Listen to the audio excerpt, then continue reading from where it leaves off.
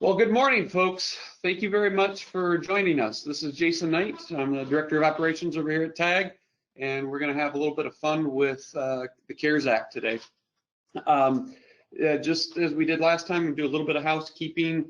First, yes, you will be able to add questions, just like you had done previously if you were able to join us a couple weeks ago, and we will get to those questions at the end in turn. Also, the presentation, presentation and the slide will be available on our Corona Resources page afterwards. So this is definitely content rich. There's kind of a lot of information on the screen, but we wanted you to be able to have access to the slide deck and be able to get the information without needing the narrative behind it as well. So this is about, the CARES Act in base program. So you will go into that a little bit.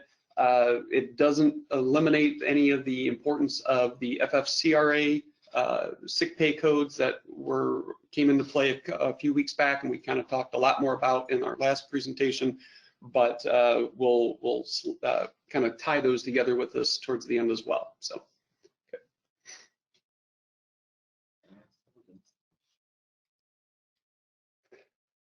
So as I said, we're going to be reviewing programs within the CARES Act, most notably the SBA PPP funds. They're used up. Now what? We're going to get into that.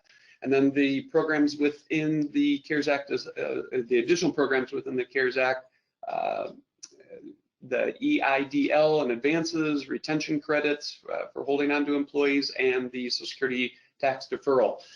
And then, of course, Jack is going to cover some strategies on that, and also automation and functionality within the TAG system. We know we have some folks that are not TAG clients on the call with us, which thank you very much for being here. We're not going to spend too much of the meat of it on TAG specific things. It'll be towards the end for you. So. And this is the screen that we're talking about. It's going to culminate in what do you do within the Viper system itself and making your tax strategy elections and whatnot. And just to kind of put an extra underline on that, we want to make sure that we give you guys information to educate you, but at the end of the day, there's a lot of moving pieces to this. It could get overwhelming for people. We completely understand that. So we've simplified this as much as possible. Today, we're going to be walking you guys through different options and the goods and bads of each option. But at the end of the day, what we're trying to create for you is a situation where you just pick the option that you're going to go with on our website. And once you set that option up, we're going to automate as many of the things possible. So think of it as we're going to give you a whole lecture on a bunch of stuff so you know what the different issues are. But ideally speaking, it's going to end in you just going on our site, picking one option, and then just going back to running your business for a little while. If it were just that easy, right? All right, so yes, the payroll protection plan, we're just going to review that. If you were approved, that's fantastic. If you've already gotten your funds, we've talked to a few clients that have already received funds, that's even better. And then of course, there is the option that Congress may extend the program and appropriate additional resources to it. There's certainly a lot of pressure for that to happen. It's being held up, in Washington, of course, as usual, when something important like this comes up, they want to find ways to add additional things that are less important into the mix. But at this point, the pressure between both sides of the aisle is definitely that they need to get something passed. And so we're very hopeful for that. But as far as the funds, let's see here. So some banks are still processing applications. In fact, I talked to one earlier today and yesterday that are still accepting new applications, as well as moving through the process with anybody that was already in the application process that hadn't been approved. We recommend you continue to do that. Certainly, if the additional funding comes through, we don't want you to be delayed any further. We want you to move as far along that line as possible. I kind of already covered that. Okay, so the maximum loan amount, and this is just real quick review for anybody that hasn't already gotten through this process, but it's 2.5 months or 2.5 times your average 12 months beginning 2/15 of 2020. Most banks are asking actually for all of 2019, so the reports that we have in the system allow you to pull information in either fashion. And it is payroll is how you calculate it. It's only based on the payroll. And then when we get to the forgiveness, which we'll get to in a second, then there's some additional fund or expenses that you can utilize. So the example there is $3 million payroll divided by 12 months times 2.5 is $625,000 is the maximum loan that you can request. It's a 1% interest. This was updated from the original law, 1% interest, a 2-year loan, 6 to 12 month deferral on the program, and it can be given if certain, forgiven if certain terms are met. Or at least part of it can be forgiven. Yes. So the forgiveness itself is long. There's an 8-week period after the funds are approved and the loan is originated that you get to spend the money on payroll costs, including group health benefits, mortgage interest, and rent and utilities, as long as those 3 things were in place prior to February 15th of this year. There are some limiting factors to it. It's wages that are over the equivalent of $100,000 a year, anything that was paid in the Corona sick pay types of categories, and there is a requirement of 75% of the funds need to be spent on payroll costs in order to qualify for forgiveness. So, all right, the calculation is kind of fun here. So there's two tests. One is the wage reduction. The government gives a little bit of leeway there. You get a 25% variance from what they're currently making. If anybody is over $100,000 of wages and reduced, they get exempted out of the calculation. So we have a couple of examples here. If an employee went from 110,000 to 60,000, that's a 45% drop, but they are ignored for the test because they were earning more than $100,000. For an employee that went from 50 to 37,500, that's a 25% drop. So that's not going to have an impact on your forgiveness because that's only a 25% drop. The third example is 60,000 down to 40,000 is 33.3% drop, which then does reduce your forgiveness by 8.3% of the 60,000 or $5,000. So that is the gist of how the wage reduction is calculated. As far as the FTE, the full-time equivalent count of your employees is concerned, you take the 8-week period that after that the loan's been originated and compare that against one of 2 periods of time, either January to the end of February of 2020 or February 15th to June 30th of 2019. You get to pick, which is nice. Bottom line is if you had 20 employees and you drop to the equivalent of 16 employees in this case, you drop by 4, so that's 20%. You get a 20% reduction in your forgiveness. Pretty simple math on that. Does not increase the gross forgiveness. What's that? Yeah, so on that one, besides my gross misspelling of the word does, I want to point out something that's very, that sounds like a great thing as far as the government's concerned and the way they wrote the law, but when you actually do the math, it doesn't have the bang that they expected, which is the government said, well, these 2 tests for the wage reduction calculation, we're going to apply them, but for the wage reduction, full-time reduction calculation, we're going to apply them against whatever you're asking to forgive. But if you rehire or bring people back up to their original pay by June 30th, then all is forgiven, if you excuse the pun. There's not going to be the reduction for either of these 2 tests. The thing though that you have to think to the next step though is if you, for the 8 weeks after you get the loan, let's say just for argument's sake, you get the loan today. So for the next 8 weeks, if you run at a reduced pay, and then you hire everybody back June 30th, well, great, you don't get that second reduction of the loan, but your whole universe of what can be forgiven is the following 8 weeks of expenses. So plus 25% on top of that for rent and mortgage and interest.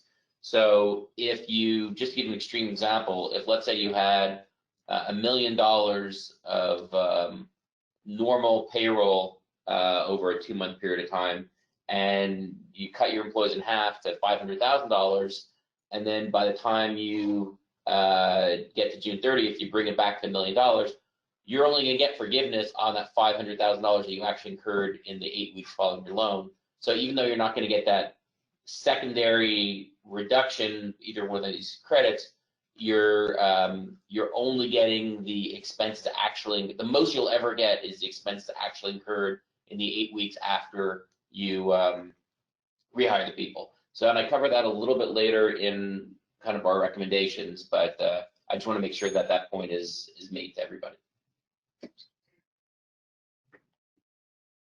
Okay, well then I get to talk again. And that was a good segue into Jack's turn to talk. Go figure. Yeah.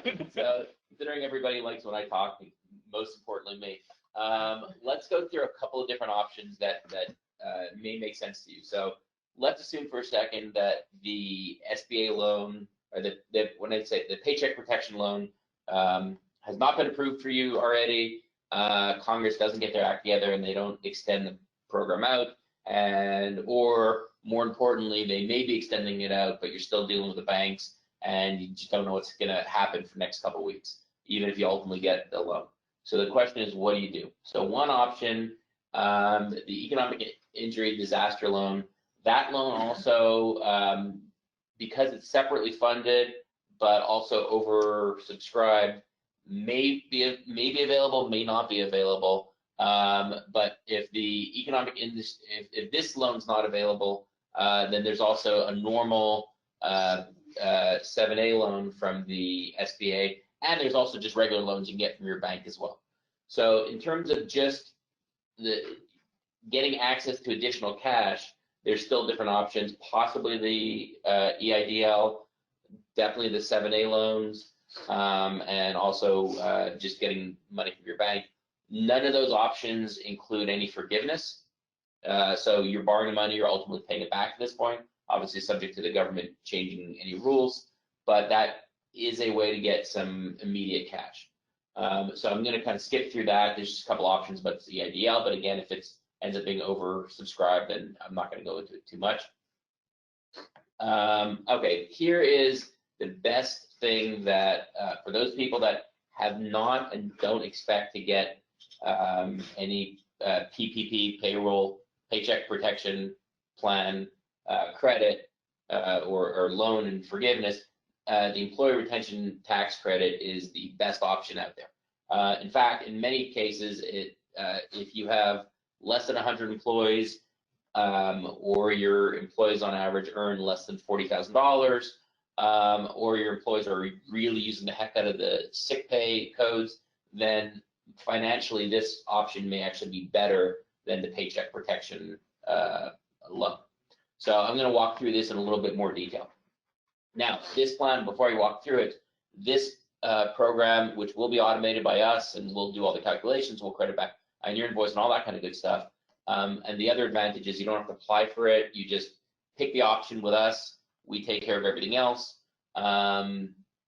This option, and I want to stress it, cannot be taken if you are taking PPP loan at all, whether you get the loan forgiveness. So at this point, if you don't know if you're going to get the PPP loan, we're going to say don't apply for this. Don't set this up with us yet. You have the option of setting up later on when things become more clear. But let me go through it. So let's assume that you either decide you're not going to go for the PPP loan, or you just don't want to wait any longer for it, or for whatever reason the PPP loan didn't make sense to you. The retention tax credit basically applies, again, you don't have to apply for it. You don't have to fill out any real paperwork for it with any banks. It's just something that we'll do for you automatic with payroll. But it applies under two possible scenarios.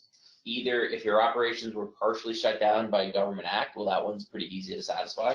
And that one, clearly, most people in most states would qualify that in the last month of Q1. So from March 12th, when this program is available till the end of March. And then clearly almost everybody's been shut down in some fashion, even if you're essential services, part of your operations have been shut down. So I would make the argument that you can comply, you could apply to this under that option, and you would get the credit for all of Q2. If your government mandated shutdown extends even one day into Q3, then that would apply to Q3 as well. And obviously same thing for Q4. The other way to qualify for this plan is outside of your operations being shut down. If any quarter your revenues are reduced by 50% over what they were for the same quarter last year, then you also qualify. And if you go that route, then you stay qualified for every quarter thereafter if your revenues were less than 80% of what they were in 2019's equivalent quarter. So that's two ways to make it available to you, and that's a lot of stuff, and I understand, and our website kind of walks you through that a little bit slower as you're picking your option. But it's two ways to make it available for you, and if you're on either way, if you're less than 100 employees, all your employee wages qualify for the credit. If you're over 100 employees, only the wages, 30 days worth of wages that were the result of people actually not being productive qualify for the credit. So it's a much more limited if you're over 100 full-time equivalent employees. So what we're generally recommending for people that aren't going for the paycheck protection is go on our site and pick the option that your operations are suspended, at least for Q1, and then for Q2 as well. And then in Q3, probably your operations won't be suspended by government edict anymore, because I imagine all government restrictions will probably be relieved by end of June, unless you're in California maybe, or New York, in which case then you could switch to the my revenues less than 50% method, if that's the case. But all of that being said, what that does is it opens up the maximum number of quarters to apply wages, 50% of which, up to $5,000, will be creditable against your income taxes per person. So that's a lot of words to basically say. The short version is pretty much half of March of Q1 and all of Q2 will probably be applicable for all of you guys. And as long as you have an employee that within that period, within that 3.5 month period, earned $10,000 or more, you get the full $5,000 credit. So if you back in the math, that means if an employee is making about $35,000 a year and he's being paid somewhat normally over the 3.5 month period, you should have more than $10,000, so you should get the full $5,000 credit. If not, you get a piece of that. Again, a lot of math, a lot of questions, and that our system's going to do most of that. So we'll get into how the system works in the next couple slides. But you're basically going to pick your strategy, and then each quarter you're going to pick how you qualify, and then we're going to take care of everything from that point on. We're going to know how much your employees make, how much your taxes are, what the credits are, all that kind of stuff. We're going to do that. We're going to automatically credit it on your invoice. So the right side of the screen basically just kind of reiterates something I said, which is most employers between the time of March 12th to June 30th, when you're really shut down, or at least part of Q2 when you're shut down, which qualifies you for all of Q2, those wages, if they're at least 10 grand, you'll get the full $5,000 per person. Obviously, if an employee makes only $8,000, you'll get a $4,000 credit on that employee. I want to stress the fact that this employee retention credit cannot be taken if you take the paycheck protection loan. So you're going down one avenue or the other. Either already got the paycheck protection loan or are holding out for it, or you're going to go this credit route. And because a lot of people are in a middle category, you don't know if you're going to get it, you don't know if Congress is going to pass it. We've made our system flexible enough that you cannot take the credit yet. You can just take the next slide. We'll talk about the tax deferrals, so you get a little cash in your pocket, and then at a point where it becomes clearer, probably 2-3 weeks from now, whether you're actually going to get the paycheck protection, you can then switch to paycheck protection, or you could say, screw it, let me get the credit, and then we'll calculate the credit retroactive to March 12th and automatically put it in your invoice. So you don't lose anything other than immediate cash flow by delaying the decision for the credit. you can wait and see what's going to go on, and that's generally what we recommend. So it's very simple. If you got the paycheck protection, you don't do the credit. We don't even allow you to take the option. If you believe you might still get the paycheck protection, then wait. If you think there's no chance, you might as well get it now. But the only difference between waiting and not waiting is just cash flow for the next couple of weeks. You're ultimately going to get the same total amount of dollars back to you. You're just going to get it 2 weeks from now instead of next week. So I just want to kind of distill your fears. So that's the employer retention tax credit. We're going to go to the next slide, which is going to talk about the 6.2% payroll tax deferment. So this option is available to everybody, whether you take the payroll protection loan or not. The IRS just released some guidance which made this a little bit easier for everybody. And basically, even once you get the paycheck protection loan forgiveness, once you get approval for that, you can no longer defer your taxes. Up to that point, you can defer your taxes, which means that if you're smart about it, you get the loan, you use the money, you keep your records, all that stuff. You wait till actually filing the loan application, or sorry, the forgiveness application till maybe December. You defer your loan anyway, so you're not actually paying back your loan now, but you just wait to file that the forgiveness application till December. You then have the second bite at the apple that you have all your 6.2% employer Social Security between now and the end of the year can now be deferred until the end of next year and the end of the 2022. Again, that's a lot of stuff, and we're going to walk you through it slower on our website. We're going to send out emails with more detail, but we just wanted to give you that option. If you file for your, if you get the PPP and you file for your forgiveness, let's say in July when the form might be available, then and you get it approved at the end of July, then you can defer all taxes accrued between now and the end of July, but then you can't defer any taxes after that.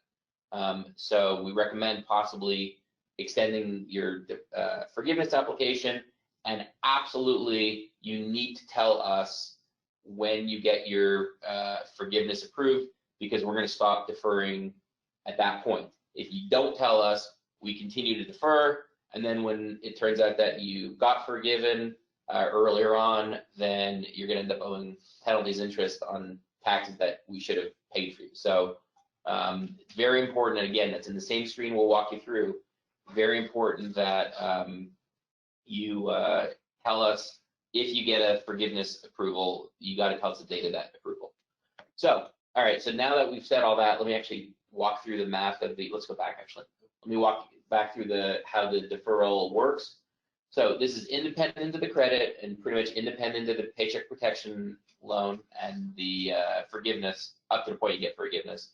So you can defer 100% of the employer Social Security, so 6.2% of any taxes, 6.2% between March 21st and December 31st. 50%, so 50% of the employee, the total Social Security employee and employer has to be paid on time, and we'll do that on time. 25% then, or half of the employer portion has to be paid by the end of December of 2021, and the other half by December 2022. The confusing area there is some people think of Social Security as the 6.2%, just the employer's portion. Some people think of it as the combined 12.4%. So kind of depending on the way you think about it. If you're thinking the combined piece, then you're talking about half of that is due on time, half of it gets deferred. If you're just thinking about the employer piece, then 100% of it is deferred. So just kind of, some people think of it different ways, but we just kind of wanted to do the math both ways. So if some of you say, look, I don't really need the cash, I'm either getting a paycheck protection loan, or my business isn't hurt too bad, or I really don't want to apply for the paycheck protection loan because I don't believe in getting money back from the government, or any of those reasons, and you don't really want to deal with a deferred tax liability because you don't want to have to worry about paying it back a year from now and 2 years from now and accruing it and all that kind of stuff. you can go the simpler option that I listed in red, where all that money that we defer, we're gonna just put it, invest it for you, and you'll earn 1.5% on that money as we accrue money. So you'll earn a growing amount of interest over the year, over 2020, as more and more money would get deferred and invested. You get your full interest in 2021 as all that money stays deferred, and then half of it will pay off at the end of 2021, and at the end in 2022, the other half you'll earn interest on as well. So a lot of stuff there. We gave an example on the left. So let's assume that you have 50 employees in payroll with an average of $40,000 of wages. That's $2 million in annual wages. That would mean $124,000 of employer Social Security. That's just multiplying 6.2% times 2 million. Out of that 124,000, 88,000 of it would probably be accrued between March 21st and December 31st. So out of the $88,000, $44,000 would be due at the end of 2021, and $44,000 due at the end of 2022. Or as an alternative, we can defer that money. That's an option on our website for you to pick, or we could invest it and you'd earn 1.5% on that money. So assuming you run into, your payroll runs about $2 million a year, you can kind of use that as a guide for how the money should work. Okay, so that's that page. A lot of detail. We're going to send this PowerPoint presentation with a lot more detail over the next couple of days to really help walk you guys through some of the stuff. Okay, so now the question is, Jack, you just gave me a lot of information which is over my head, and just great. What should I do? I mean, just let's simplify it. So what should I do? Let's go to the next page. So big picture, you have two options. Option A, you can do the SBA Paycheck Protection Program plus payroll tax deferment if you choose to, up to the date of the loan forgiveness date. That's option A. And that's a relevant option to you if you've either received approval for your loan or if you're holding out that the Congress will approve more. They're saying that we can't hear. What? Oh, you gotta be kidding me. Some people are saying that they can't hear, so I'm gonna pause for a second. Text us if, chat us if you can hear us or not hear us. I'm just gonna pause for a second just to, while it talks, to make sure they can hear me, but You're not. yeah, it'll just be nonsense talk. Asking about the kids, if you guys are sick of them yet. So are we, we said some attendees can't hear, Yeah. but other ones can. So we will assume everything's fine on our end. And if you can't hear, this is all being recorded, and we will publish this with everything else. Can't hear, they didn't hear that. That's true too. But just sit back zen and yell at the kids some more. Okay, so your options on the left are the Paycheck Protection Loan. Again, that's if you already got it, or if you believe Congress is going to extend the program. Option on the right, I wrote EIDL, but again, that might be used up. So EIDL or some other type of loan. And then you have the ability to get the retention credit and the payroll tax deferment. So let's go to the next page. Okay, so what I basically did to break down the two options and make it really simple on, all right, depending on which camp you fall into, what should you do? So let's first talk about the universe of people that have been actually approved for the Paycheck Protection Loan so far. Number one, get your loan funded. Just, the money should be coming in relatively soon. Number two, keep very good records of what your expenses are. Your payroll expenses, your rent expenses, your utility expenses, and your interest expenses. When it comes to interest, you can include interest on your mortgage and any debts that existed for February. You cannot include principal payments, just the interest. So that when you add your utility, you talk utilities, rent, and interest, it's not nearly as much money as compared to the payroll. So I don't think you're going to have a problem with that 25% limit. And I think most people, when they do the math, are going to find out that for every dollar of payroll, you're probably gonna have 5 or 10 cents of other expenses. You know, that's kind of what runs most people. Some people have asked the question of, well, for utilities, does that count things like car payments and insurance and things like that? There's still some guidance that needs to come out. I would take the position that your car payments, the interest portion on your car payments or equipment payments or truck payments would be counted. The principal portion would not be counted. Anything else like gas is questionable. I would personally think at this point gas that you put in a vehicle is probably not considered a utility, whereas you know, natural gas or anything that's running into the building would be considered a utility. So I think they're using the kind of common sense definition of utility, but more guidance needs to come out on that one. So a lot of people have asked, do we need to keep a separate bank account for the money going to paycheck protection? That is totally a personal decision. If I was doing that, I would not keep a separate bank account because I think that's just, it's not required.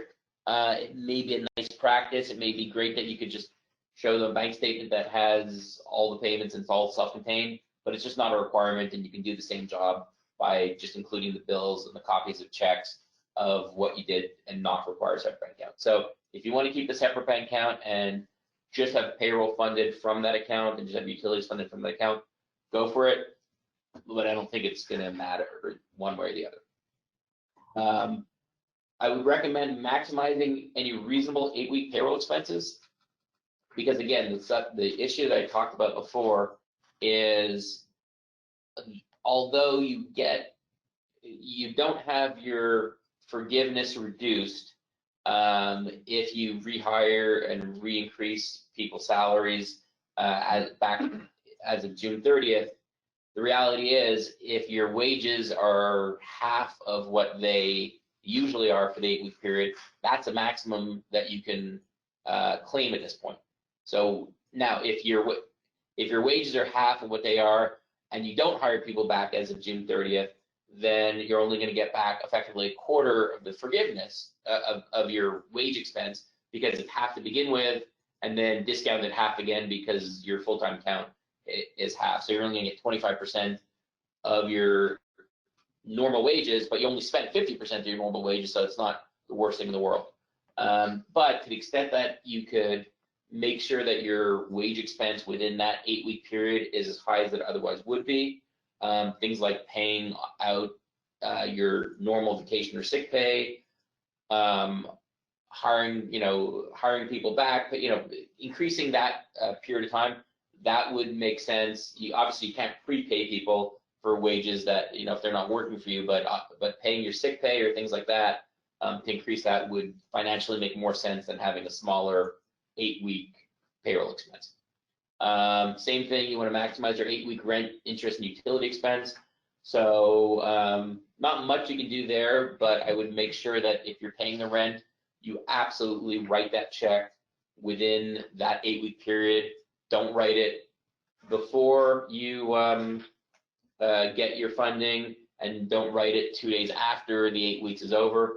Try to have these invoices and checks dated within that 8-week period of time. Again, more guidance is going to be given out on that, but you definitely want to kind of have that as full as possible. To the extent relevant, rehire and restore salary by June 30th. I would say use the C-19 sick pay somewhat conservatively, and when I say use it, it's really not your choice to use it. Your employees ultimately choose to use it. Our website gives the employees the ability, if you're using the time and attendance system, to request it and to give the reason and make sure it's a qualified reason. But it's a question of whether you advertise it more than you need to or not, because depending on how the ultimate math works on the forgiveness, it subtracts out the sick pay, and if you have 8 weeks of expenses, but 2 weeks of that, all your employees used up their 2 weeks of sick pay, well, then you only really have 6 weeks of expenses. And the C-19 sick pay, based on my interpretation, is not just what occurred in that 8 weeks, it's what's occurred, period. So and the law is very nebulous about that, but I had to read it about 7 times to come to that conclusion, because every other section that it references, it specifically says that 8 weeks. In that section, it doesn't.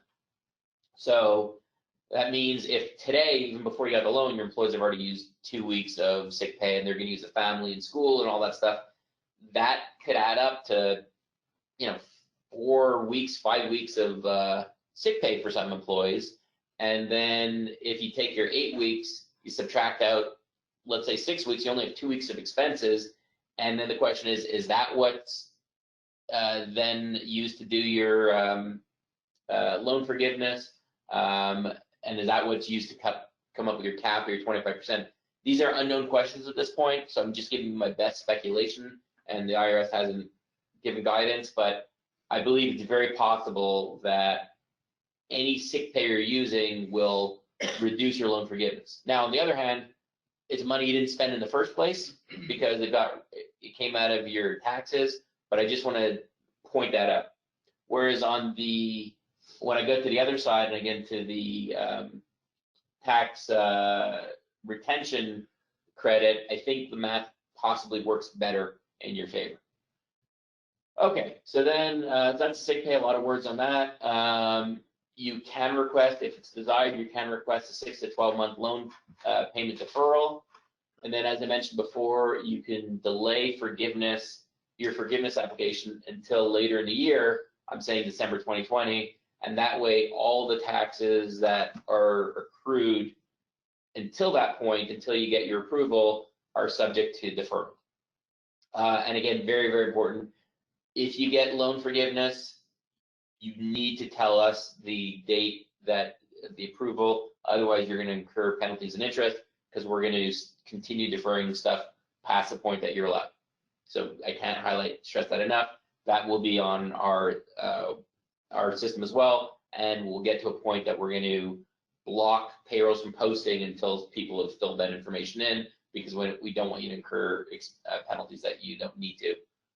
So that is if you're on the left side of the page, which is you've gotten the Paycheck Protection Program approved.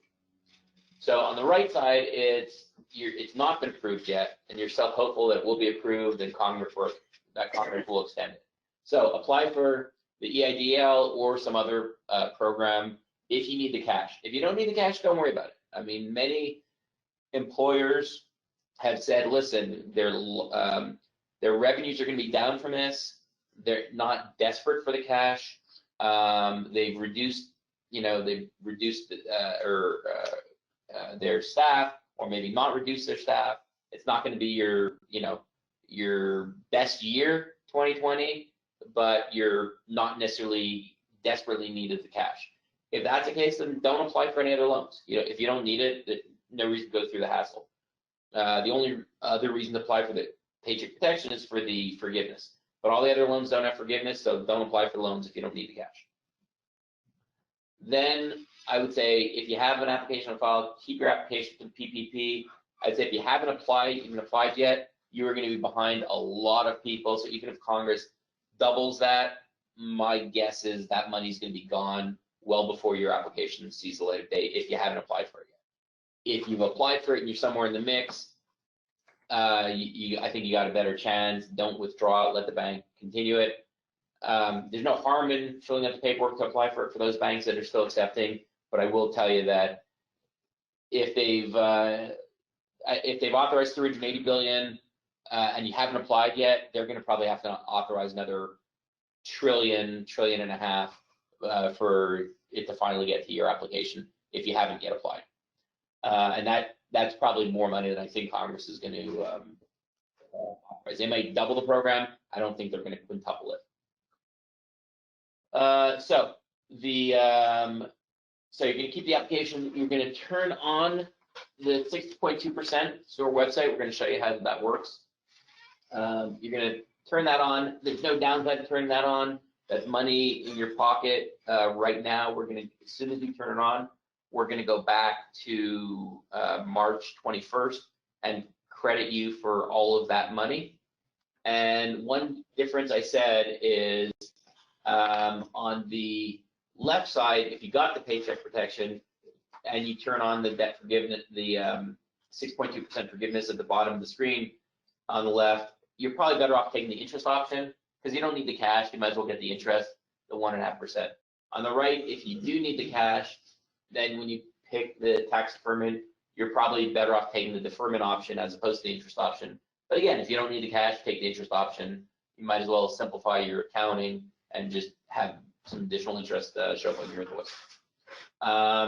In this case, you could use the C19 sick pay a little bit more liberally because I believe the math is going to work out better than it would if you're in the SBA loan. And I've done a couple models, and we're going to try to condense this for you guys. But if you have employees that have used a lot of the the C19 sick pay, then you might be better off with this credit program, even for employees that earn up to $40,000, $50,000, $60,000. So it might be a better program than the paycheck protection because of the way that the math might work on the C19. I'm going to send an email out with really complicated formulas and examples and stuff to try to walk people through it.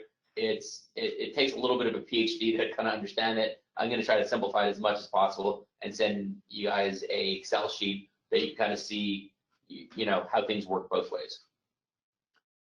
So if you do get an EIDL loan, you can request up to 1 year deferral, but again, that may not be relevant. You then you don't need to maximize your 8-week payroll expenses, but you're going to want to maximize your March to June payroll expenses, at least to make sure that they hit $10,000 per employee, if it's just as easy for them to hit that. So if you're, as an example, an employee has sick pay, it's better to pay them out and they haven't quite hit $10,000 of expenses between March 12th to June 30th. It's better to pay them out their sick pay on June 30th than it is on July 1st, assuming you don't necessarily qualify for the credit in Q3. Again, a lot of details, a lot of moving variables. We're going to send you more specific examples to walk you through it and answer some of the stuff in your questions. And then lastly, I would say on the non-approved yet thing, wait to see about the paycheck protection loan before turning on the credit. You don't have to turn on the credit now. You have all the time in the world if you're not desperate for the cash. You're already getting some of the cash because of the 6.2% deferment. So I would say wait another couple of weeks to see what's happening with the paycheck protection loan. Okay, so that's that. A lot of stuff there. And then, so what are we going to do to automate the process? The next screen after this is we're going to show you a little about what the screens look like. We're still working on them. They are available on the Insight, but we are kind of cleaning up the descriptions for some of the plans. After 2 o'clock this afternoon, Arizona time, is probably your best time to go into this page for the first time and select an option, because we will finish setting up all the different options and cleaning up the help text and stuff like that. But so what we're doing that. So the C19 sick pay rates, limits, and tax credit, we've already been doing that for a couple of weeks. We'll continue to do that. So any employees that request C19 sick pay, we're enforcing that and applying the appropriate credit. The SBA loan amount and forgiveness calculations, we've been in a lot of communications with you guys. We've created those documents and amount calculations for you guys. And when it comes to the forgiveness calculations, in July, August, whenever the applications start becoming available, we'll have that ready for you as well, based on what your 8-week experience was. And again, but we recommend you probably delay that application. And then payroll tax deferment, whether you use deferment or interest credit, we're automating that. And then the last thing, the employee retention credit, up to the $5,000 per employee, we're automating that. So how does all that happen? You're going to go into our website, into viper.taxpay.com. You are going to go into the company menu, CARES Act, and then the second page in the middle there, it's basically going to ask you what strategy you want to use. You pick your strategy, and then you hit save, and you're done for now. It's going to give you a little bit more information about what each strategy does. And again, after about 2 o'clock today, we're going to give a little more detail. We just kind of rushed. We just got the screen created late last night. So we're adding a little bit more help and content to the screen after 2 o'clock, but the screen theoretically does work now. Once you pick your strategy and you hit save, you will not be able to change your strategy at this point through the system. Now, if there are situations where you need to change strategy, fine, just call your CSR and they'll walk you through and they'll change it for you if need be. And to the extent that some strategies are changeable, like if you're now not picking the credit, but you want to pick the credit later on, we're going to build the option for you to do that. So we're going to make most of it where it lets you do what you need to do through here. And in some cases, if it doesn't, you'll call your CSR or email, or actually better yet, for anything related to the CARES, just email jason@tagpay.com, because that's a little bit more specialized and he'll be able to direct you specifically what you need to do. But short version is you'll pick your strategy in that middle option, you'll hit save, and you'll be done and you'll not think about it again. And then later on, if you pick deferment or you pick the credit, or an option that includes one or both of those, it's then going to ask you how you qualify for the credit. You'll pick the option, and based on that, it'll ask you again next quarter how you qualify for the credit, and it'll bug you and not let you process payrolls until next quarter, until you pick an option for that quarter. So we'll do what we can on the system to make sure you can't do anything that gets yourself in trouble. You'll affirmatively pick your options, pick your qualifications, and we'll do the rest from there.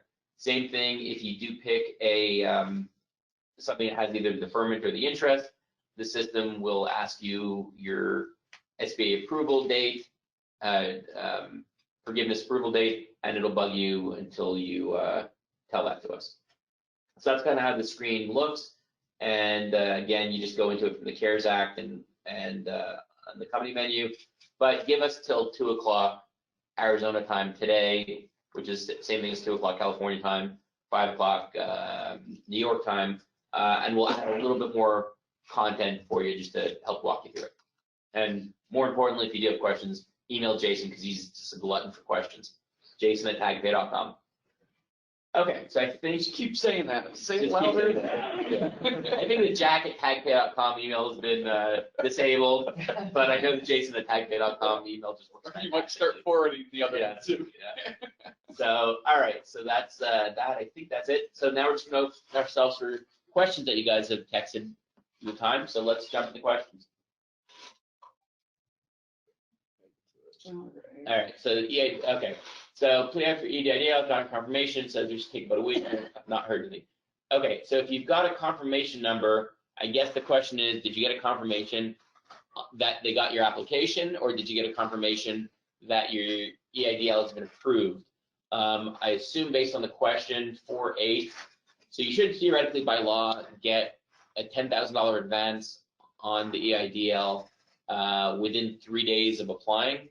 Although we have heard that's been taking, even those that have got it, Yeah. have been taking a week or so.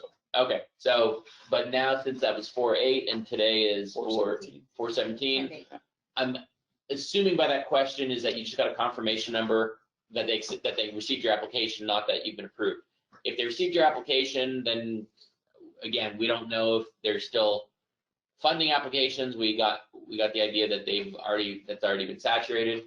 If they got it and you actually got a confirmation that it's been approved, then I think you shortly should get your $10,000 and then the remaining amount of the funding sometime thereafter. And as far as if you did get approved and you haven't seen the $10,000 for the contact, I mean, we don't know anybody. Jason@tagpay.com. No.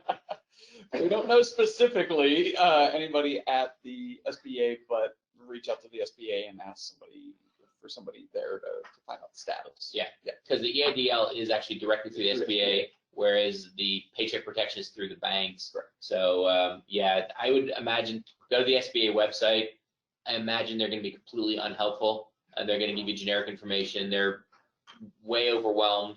So the main issue is if it's an approval, you can kind of sit easy that it will come. If it's just confirmation that they received your application, then I'd be a little bit more concerned. Yeah. All right. I got an email from my bank saying my loan was approved before the money ran out.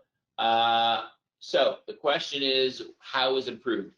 If it was approved by so the steps has to get approved by the bank, then it gets approved by the SBA, then it gets funded.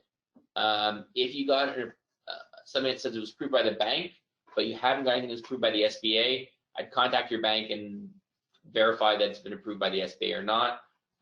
If it's not been approved by the SBA, then I think the bank is then just in queue waiting for Congress to add more money, but you just be in hold.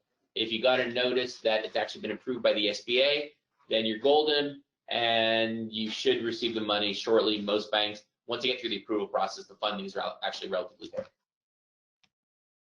Okay, next question. To rate for performance causing a period and you hire a new employee, we hold forgiveness. What about if you hire a new employee to replace them? Okay, so they don't really care about individual employee names. They just care about body count. So the only area where an individual employee themselves will hurt you is if Bob specifically was making $50,000 salary and you've reduced the salary to $30,000. In that case, that triggers the wage reduction test, and any reduction for someone making less than $100,000 that's more than 25% reduction that's not cured by June 30th will reduce your forgiveness. On the other hand, if you get rid of your entire workforce tomorrow, you just stop paying them, and then you replace them with a bunch of new people, that's fine. All they care about is full-time employee count.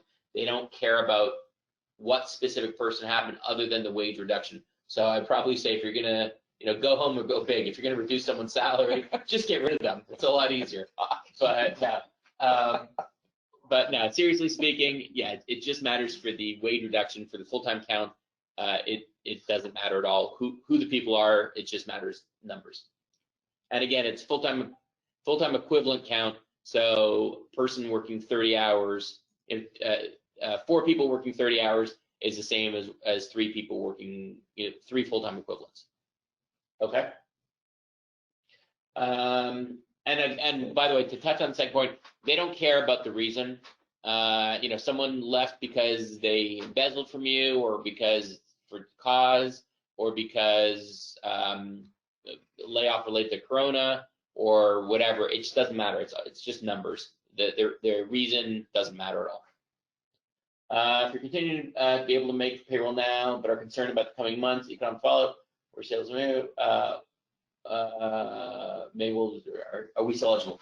So yeah, you're eligible. The question is for what? The paycheck protection loan. The money's run out now. If Congress approves more, then they'll approve more applications. That's it. And for the paycheck protection loan, there's no merit requirement. It's just you either applied for it or you didn't. You can be Bill Gates and still apply for the paycheck protection loan as long as you have under 500 employees. As far as the tax credit, you're eligible as long as you've either been partially shut down, which is a very easy test to qualify for, or your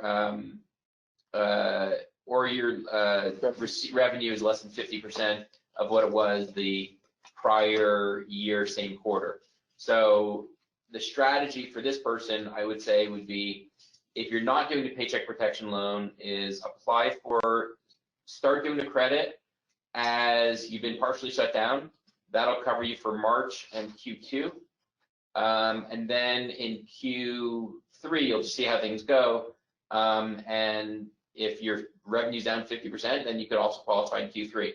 Now, the reality is, once you get between March 10th and June 30th, an employee makes $10,000, then that's the most you're going to get, 50% of which you're going to get in terms of the credit. So then it doesn't benefit you to be qualified for the credit much past that, unless you have a lot of turnover and you're gonna have more employees that might qualify in Q3 and Q4, employees that haven't yet hit the full $10,000, or employees that, new hires or whatever. But for the most part, I would say the goal, unless you're a very high turnover company, the goal would be focus on how much an employee is going to make as close to that $10,000, up to that $10,000 as possible between March 10th and June 30th, and kind of don't worry about it after that.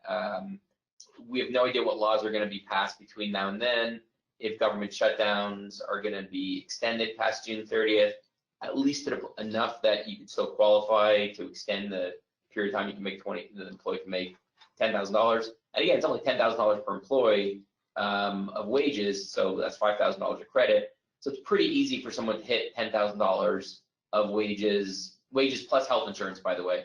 So it's probably only $8,000 of wages in a 3.5 month period. All right, next. And business local real estate taxes be included if you own the building? I would say no at this point. They would not be considered interest or utility, so they should probably not be considered that. Things like an HOA loan, an HOA fee or something like that might be more considerable utility, and the IRS is going to publish more specific details of this. I would say everyone's going to have a very specific answer come July or August when those applications start becoming generated. But my guess would be no. Does the 8 weeks begin from the date of application and date the loan was funded? Date the loan was funded. And congratulations to me for a short answer to that question. That's a tough. Yeah. If the FTE count was 42 during 2019, we used to apply for the PPP loan. Do we have to bring back 42 FTE employees for the 8 week period, or do we have to bring them back and restore their salary by June 30th? So again, yeah, think of the forgiveness as 3 pieces, or 2.5 pieces. One piece is the maximum amount that can be forgiven, and that's going to be the lower of what you borrowed, which was the 2.5 months of salary expenses, or the 8 weeks of actual expenses after the loan, which includes the actual 8 weeks of payroll and health insurance and retirement and utilities, rent, and interest. So that's the lower of those two. So pretty much that 8 weeks should probably be the lower of the 2 already. So 8 weeks of payroll plus rent, utilities, and interest is your starting number. That's the maximum that you can get forgiven. Once you have that number done, that number then gets discounted by these reductions. But so yeah, if you hire someone back by June 30th, or increase their salary back, the reduction piece goes away. But if you didn't incur those expenses in those 8 weeks, then your beginning number of the forgiveness is lowered anyways. So it ends up being somewhat of a moot point. It's better to hire someone back by June 30th than not, as far as the math goes, especially if you're going to hire them back close to June 30th. But don't think that if you hire all your people back by June 30th, you're going to get the entire loan forgiven. You're only going to get the amount forgiven, that's 8 weeks of actual expenses discounted by these things. And also, don't forget, discounted by any C-19 sick pay. So it ain't going to be the whole 2.5 month loan. Like the amount that you're getting in loan is not going to be the amount that's forgiven. Most people are probably, I'm going to pick a number, are going to see half of that number forgiven, or maybe 3/4, because some of the C-19 sick pay was used, which is fine because it didn't cost you anything to begin with, or because you're capped out at 25% of your rent, utilities, and all that stuff being 25% of the total forgiveness, or because you just didn't incur that much in expenses during that 8 week period of time because you laid people off and it took you a while to wrap things up. So, which all that means, by the way, is for those people who haven't gotten the Paycheck Protection Loan, all that makes the tax credit that much more attractive because it's not necessarily subject to all the same math. You can, the $5,000 per employee tax credit, you could get back could actually be more than you would get back on the paycheck protection forgiveness for people earning clearly up to $35,000, but maybe up to $50,000, $60,000, depending on some of those other variables. So Jack, I just want to ask one quick question. So or what you're saying is if somebody got a $100,000 loan, but they were only able to use 50,000 of it during that 8-week period. Yep. So clearly they can't get the full 100,000 forgiven. They can only get the 50,000 forgiven. Correct. But what that means is they have $50,000 left, which they can either just use to repay the loan and be back to. Yeah, I mean, you didn't incur 50. I mean, Right. That's what I'm saying. You're having money that you're not getting forgiven, but the other flip side of the coin is you didn't. You didn't spend that money either. Right, and that's kind of what I'm getting at, is you have that money left. It's not like you spent it and weren't forgiven with that money. It's because you didn't spend that money. Yeah, what now, you're talking about. Some people would say, but you probably are going to spend it on equipment and gas and then it becomes other a regular loan expenses, at that point. and it just becomes a regular loan. So there you go. All right, what is forgiveness calculated on? Average monthly payroll, average monthly actual, we covered that, actual expenses in the 8-week period. If you're using least employee method, does this change? When we say least employee method, I assume you mean like you're with PEO, in which case you should definitely call TAG because we could probably save you a few dollars. But Like putting an ad in the middle of this. it doesn't change anything. The forgiveness, all those things, the forgiveness, the deferment, and the credit should be your benefit, not your employee leasing company's benefit. It doesn't change the math, and there may be some administrative hurdles you have to get through. You have to talk to your employee leasing company, but you should theoretically come out at the end the same. Can we hire additional employees during this period? You can hire anybody you want. You can't get anything forgiven more than the 8-week actual expense and more than the amount that you borrowed in the 2.5 months. So if you double in size, but your 2019 wages were, let's say your 2019 wages were $1 million, so 2.5 months of that is about $200,000. If you triple in size and you end up with $500,000 of wage expense during that 8-week period of time, you can only get forgiveness up to the $200,000 that you borrowed in the first place. So hiring new people to be bigger than you were back in 2019 is not going to help you. It gives you a buffer, against losses, but you can't win by growing it. Yeah, you don't get anything extra, but it doesn't hurt you. It helps you, like you said, hit all your numbers and stuff like that to qualify for the full forgiveness. Yeah, you used it. Pension credit. Can you use premium loan for the 8-week period? No, you cannot use once. So the employer, unlike the deferral, where you can use a deferral even if you get the loan, but you have to stop accruing the deferral for the 6.2%. Once you get a forgiveness approval, you can still have loan plus deferral. You cannot have loan plus retention credit. So that's why we're advising people that haven't got the loan yet, but are still hopeful, to just hold off on the retention credit unless you really, really, really need the money now. And if you don't need the money too bad, the 6.2% that we're going to give you back should give you, a certain amount of cash in your pocket. But yeah, you do not want to.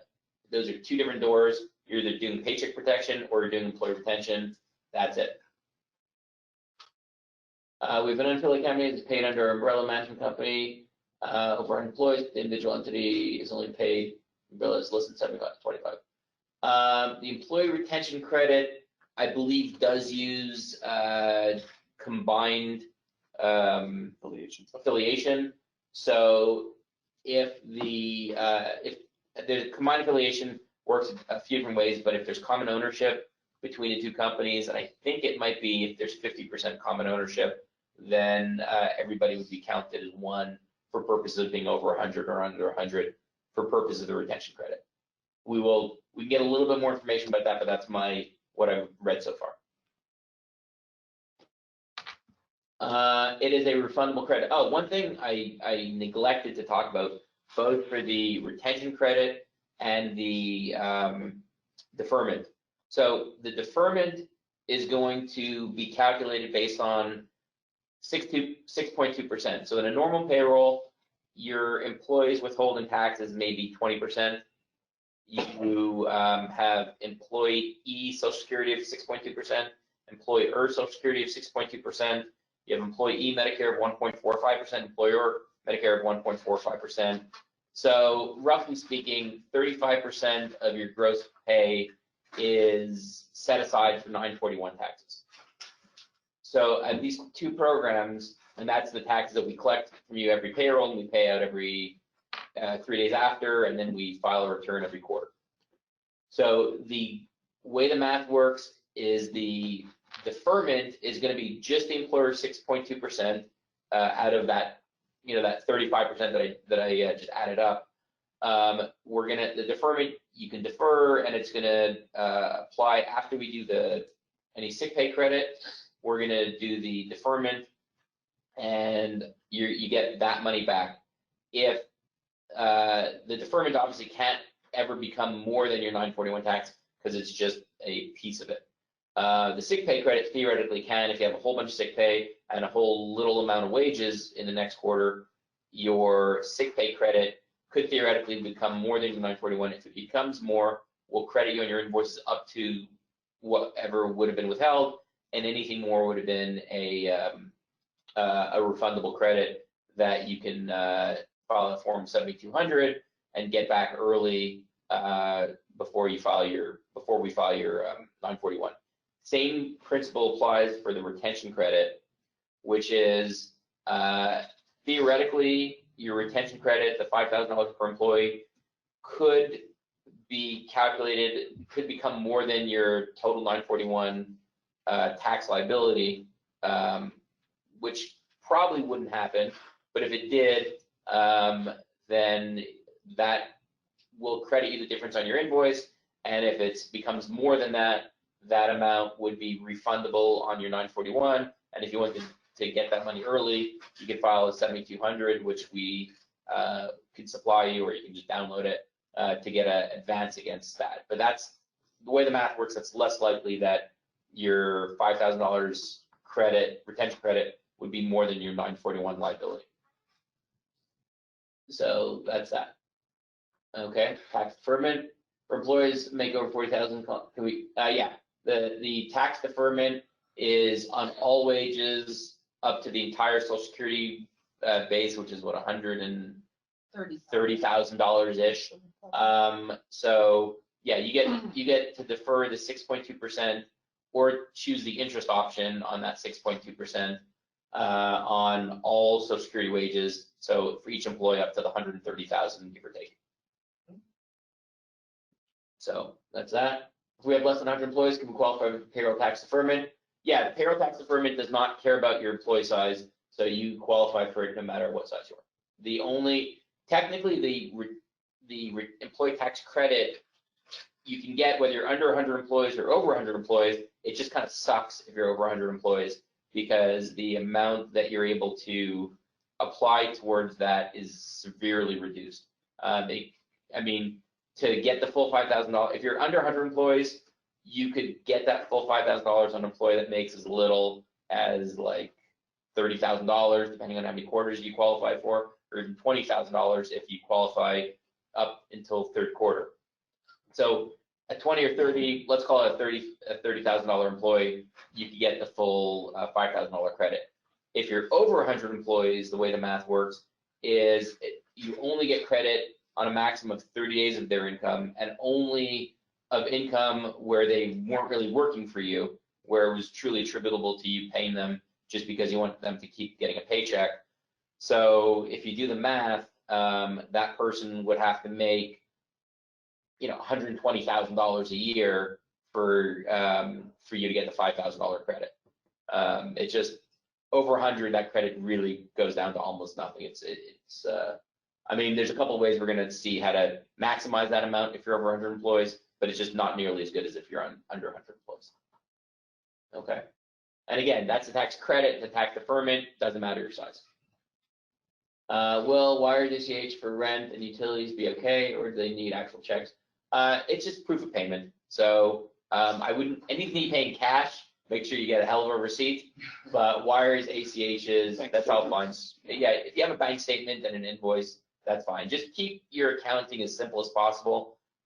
So if you end up paying something, you know, like one number that includes a bunch of different things to, you know, your landlord, that includes, or to your bank that includes interest and principal and whatever, you're gonna have to break it out and show and be able to document what's what. They're gonna be probably, unlike the loan paperwork, which was a little bit of pain in the butt, but they were, you know, it wasn't like an IRS audit. I gotta imagine loan forgiveness, they are really gonna make sure that you really spent every penny. So you're gonna wanna keep really good records and be able to prove that. Almost keep the standard of, you wanna be able to prove it almost if you were in court of law at that point. So some people are keeping separate bank accounts just for that need. I think that's overkill, but you know, whatever makes life easier. If we're on a bi-weekly schedule, can we temporarily change to weekly to maximize the benefit? Yeah, you can do what you want. I think the only situation that helps is if your bi-weekly schedule is off cycle to the 8 weeks. So if you end up, you know, let's say you pay everybody on a Friday and then you get your loan the following Friday, theoretically a bi-weekly schedule could put you in a situation that you only have 7 weeks that fall in that period. You know, the 8th week is kind of half and half. But I would probably say, even in that situation, that we'll give you a pay register, especially if you use our time and attendance system. We'll give you a payroll register that breaks it out. So you probably don't need to do anything. But I would say if you're biweekly or semi-monthly or whatever, and the check dates don't specifically fall in those periods, you just need to be able to break it out appropriately. So hourly people, you want to be able to break out the hours. Salary people, you could just accrue, you know, what probably falls into there. So I don't think you have to go to the trouble of actually changing your pay period, but you definitely would want to make sure your records maximize the amount in there. Okay. Will TAG provide SBA compliant payroll reports for due diligence forgiveness? Yes, obviously. We've already created an SBA register that you guys have been using to apply for the SBA loans. We believe that is better information than any bank has asked for at this point. So we believe that'll automatically satisfy for purposes of the loan forgiveness. But if we, at the point that we get additional guidance, we'll modify it any way we need to comply. So yeah, every possible thing we can do to help you guys out, we will do. Recommendations, what do you feel is the best option for an LLC single employee filing Schedule C? So for single employee, I would probably say the paycheck protection is, you know, if you haven't filed already, that might have come and gone. I believe you are eligible for both the retention credit and the deferment, so I would probably go that way. I don't, there is one part of the law that specifically listed LLCs and single employees, or and I think that was a retention credit, but I would probably say outside of that, your corporation status should almost not be relevant, but I'll follow up on that just to see if there's any difference between, in some cases where an LLC would be treated, or an S Corp would be treated any differently. I don't believe there is at this point, unless I tell you otherwise down the road.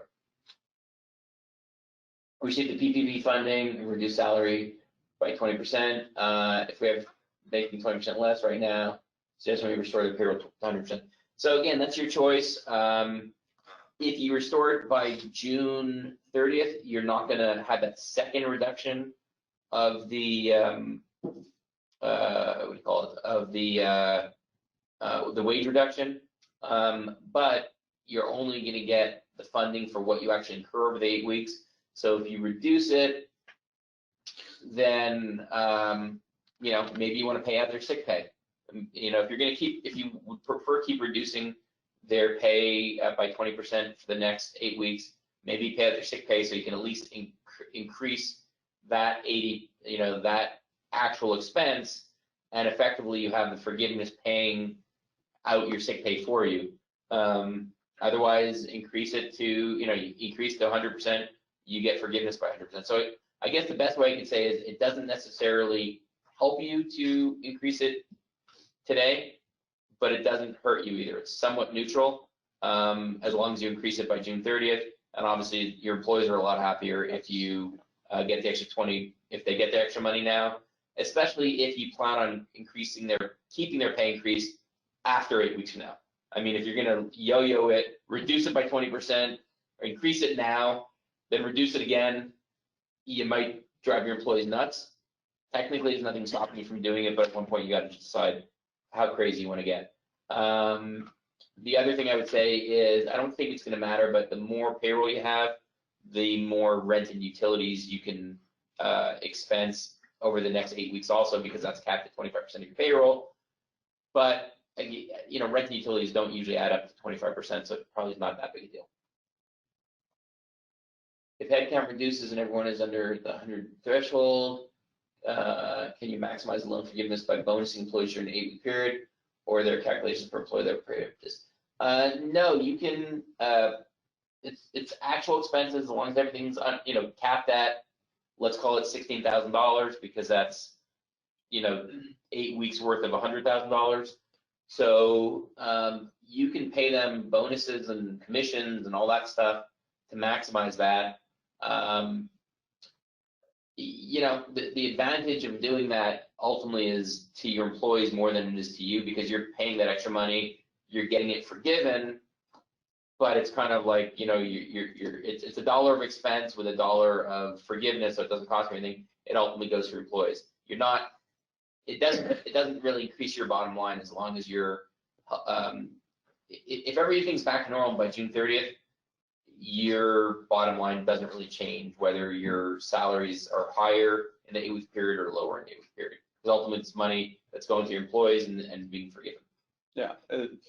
If the bonuses are owed or commissions are owed, then you definitely should and take advantage of the forgiveness of it, because if you delay those and you have to pay them after the fact, you're still paying that money. So yeah, you definitely want to utilize it during that 8-week period, but making something up special doesn't have any impact. But if it's literally owed to them, definitely do it. Yeah, that's a great point. And it kind of addresses the prior question of, if you already reduced them, should you increase them? Any money that you ultimately are going to pay an employee, whether it's sick pay or a bonus that you're ultimately going to owe, or commission that you might be able to accelerate or whatever, then sure, get it in that 8-week period, because it'll increase the number. Anything that you do just to be a good guide or just increase it for the sake of increasing it is neutral. It just doesn't affect you one way or the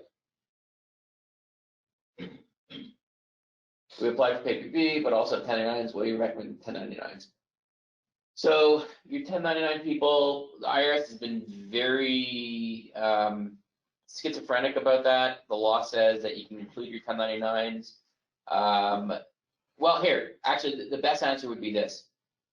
You could not, the IRS at the last minute determined that you can't include your 1099s in how much you can apply for the loan, but you've already applied for the loan. The loan is done, you've got it approved or not, or if Congress increases it, you've already submitted your PPP approval or PPP application, and hopefully Congress increases it and you get it approved. That's kind of already in the past. If you haven't submitted your application, your loan application yet, I mean, you can go and submit it, but I would be somewhat skeptical of you getting that money. So however you got the loan funded, the next question, or however much you got the loan funded for, the next question would be, how much can I maximize the forgiveness? And I would say the IRS has not ruled on the 1099s being effective loan forgiveness, and the legislation does include 1099s in that. So I would say yes, 1099s, while they may not have helped you out for the loan approval amount in the first place, they should, at this point, unless the IRS changes their mind, they should help you for the forgiveness part. So that does help you, and obviously money that you're getting through 1099s is money that you can pay them out, so that's good for them. As far as what they can do outside that, it's kind of the same answer that I gave for the sole proprietor. They're just a business like anybody else, and they should look at the retention credit and the deferment. Does $10,000 from here need to be paid back? The $10,000, it needs to be paid back, I believe. $10,000 is a grant. Well, okay, so just, Jason, I know you get the $10,000 and you get to keep it if your EIDL was denied. And it's possible, by the way, if you apply for the EIDL, even if the program is oversubscribed and you're denied, you may still get the 10 grand in that case too. So it still may make sense, even if you know you're not going to get the EIDL, to still apply for it because you have a chance of getting that $10,000. But let's say you got the $10,000, and you get the loan. Is that $10,000 a grant? Okay. Yeah, so then, our interpretation is it's a grant regardless. So Jason has read that part closer than I have, and he believes that the $10,000 is a grant regardless of anything. So yeah, on that theory, you get it. We'll triple check that one, but yeah, then it would be a grant whether you get the loan or not. I will tell you, in all these things, I am kind of walking the line of, I personally don't want to be in a situation where I'm getting money from the government, because I want them to leave me alone as much as they can, and I don't really want anything from them. On the other hand, the government did create this huge lockdown, which is hurting everybody's business, so they kind of are in a situation where taxpayers, are forced with making everybody whole and keeping businesses intact. So we'll give you strategies to maximize the amount that you can get from these programs. At the same time, I'll tell you, for what it's worth, our business, knock on wood, we're down for the quarter, for the month. We'll be down next month. We'll still do well for the year. We're probably going to continue applying for the loan. We're probably not going to apply for the forgiveness because we just don't need it. We're probably not going to apply for the $10,000 grant because we don't need it. We are going to apply for the credit because that's a reduction in taxes. And anytime I can not pay taxes, philosophically, I'm happy not doing it. For those of you that are ideologically conflicted on that, do whatever makes sense for you, and everyone has a different opinion. But we personally are not going to apply for this grant. We're not going to apply for the debt forgiveness, but we will apply for any deferments or tax credits we can. Okay. Can we use the paycheck protection to pay back employees for the time we are closed and they receive no pay? Yeah, it's salaries. Income is income. So whatever you pay them, you pay them. And again, I kind of use the theory of, if you were going to plan on paying them back for stuff that you were paying them back anyways, then great. If if that's money that you were going to pay back in August when you had the money, then great. Now you got the forgiveness to pay that back for you.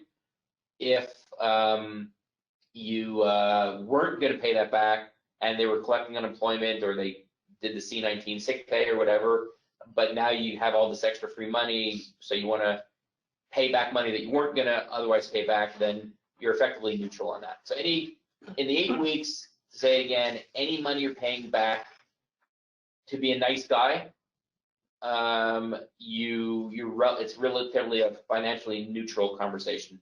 Any money that you're paying your employees because you have to at some point, either during that 8-week period or because of sick pay or bonus or whatever, then you're financially better off by putting it in the 8 weeks. All right. Do auto allowances count as wages for loan forgiveness and amount? We have included taxable auto allowances. There's gray area. There's no specific guidance. We've included taxable auto allowances and taxable draws and any other taxable items that would naturally show up on the 941 as part of wages. We have not included non-taxable expense reimbursements like mileage or per diem or things like that. That's mostly because we wanted to as easily as possible balance against your 941s. If an employee's salary makes more than $200 a day, needs to use the COVID sick pay, do whatever, does employer have to supplement the salary beyond? Okay, so you have no duty to supplement any pay out of your pocket. That's just a choice, business decision, what you need to do to, what you choose to do to keep your employees, paying their bills and staying with you and all that. I don't think most of your employees are going to be looking to quit and work for someone else, because I think it's a tough situation no matter where they go. So I don't think you're in a competitive situation that you have to pay them. Besides, that's just a choice. But the choices you have are the in terms of the self-sick pay, it's, what's the limit, 500? 510 or something. Yeah, $510 a day for up to 2 weeks. The family sick pay is the $200, and the school or 2/3 of their pay, and the child is also $200 or 2/3. So those are the components. You could choose to pay additions to that. You could not choose. They can also take unemployment to supplement that as well. So those are all in the mix. No requirements though. And they can also pay out their vacation sick. And to the extent that you're doing that stuff during the 8-week period, if you got your loan, then even better. Okay. Current tax deferral with interest credit offered. So we continue to pay TAG for the taxes, but TAG would not send payment to IRS. Instead, TAG would invest. Yes. One related to tax deferment is if you take the deferment, then we will refund you back the 6.2% every invoice, plus we'll refund you back anything that we've collected since March 12th. Well, the IRS published some stuff that it's since any payrolls of March 21st, so they got some deferring dates. We'll have to check that a little bit, but there's a couple dates in there, but some point in March, we need a little guidance from the IRS. But we'll go back to some point in March and we'll refund that part to you. We will then keep on refunding any new 6.2% all the way until you either get your loan forgiveness approval date, or if you're not PPP, until 12/31 of this year. And then you won't pay that until you'll pay everything that's been collected. You'll pay half of it December of 2021, the other half December of 2022. If you go with this option, your invoices will not see any reduction related to the deferment. They'll look like they do now. They'll have the full 6.2% on it. But in addition to that, you'll see a credit for interest of the money that we've invested for you. It's not a huge amount of money because the taxes aren't very, very large amounts, but it's free interest. You might as well take it. And the most important part is it keeps your accounting very, very, very clean. You don't have to worry about deferred contingent liabilities that you're gonna have to pay 2 years from now. If you don't know what's gonna happen to your business, we'll keep that money in escrow and we will automatically pay that as due, just like we do your other money. So it's a lot simpler for you. And as an added bonus, you get a little interest on it too. All right, well, that is all the question. The only big mistake on this one where it says you can send questions to info@tagpay.com. You obviously want to send Jason at tagpay.com because he's much, much more relevant for all these things. I disagree, because we have a crack IT team here that apparently somebody was listening, and during this webinar, they created Corona at tagpay.com. Wow. So we can actually have them there. Now, I have a feeling it's all going to get forwarded to me anyway, but. Yeah. So basically, when you send something to corona@tagpay.com, info@tagpay.com, or it's all going to Jason at tagpay.com. And if that's not good enough, I'll give you his personal email address as well and his cell phone. But look, there's a lot of questions. We're going to give you a lot more specific information, help you guys walk through the map and the different scenarios. In the next coming days, We will respond with group emails anytime we get more questions that we think are relevant. We will send them out, send answers out to everybody. And we'll just work through this together with you guys, and we'll do everything we can to make this as easy an experience for everybody as possible. Any new questions pop up since, or are we good? Okay, well, that being the case, we really appreciate it, guys, and we're gonna have this all recorded, and we will send this out. Thank you. Oh, and what's? No, he was gonna have him change the. Oh yeah. He changed it, Jason. Change it. Corona. So, All right, there you thanks, go. folks. Again, there's a lot of stuff here. We certainly have covered that.